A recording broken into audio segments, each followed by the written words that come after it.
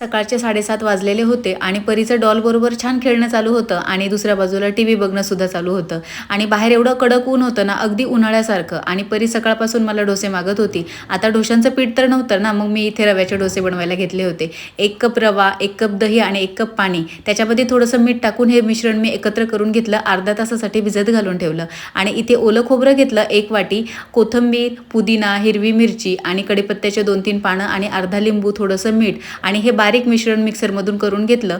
आणि एका पातेल्यामध्ये तेल टाकलं, मोहरी आणि कढीपत्ता, हिंग आणि ही फोडणी त्या चटणीमध्ये टाकली आणि अशी खोबऱ्याची चटणी रेडी झाली होती. आणि डोशांसाठी जे पीठ भिजत घातलं होतं ना, ते मिक्सरमधून थोडं बारीक करून घेतलं. त्याच्यामध्ये चिमूटभर सोडा टाकला आणि एकाच डायरेक्शनला ते 5 मिनिटं छान फेटून घेतलं आणि त्यानंतर लगेच डोसे बनवायला घेतले. एकदम जाळीदार डोसे झाले होते. त्याला थोडंसं तूप लावून घेतलं म्हणजे अजून टेस्टी होतील. तेल पण लावू शकतो. आणि त्यानंतर परीसाठी प्लेट रेडी केली. आजच्या ब्लॉगमध्ये एवढंच. बाय.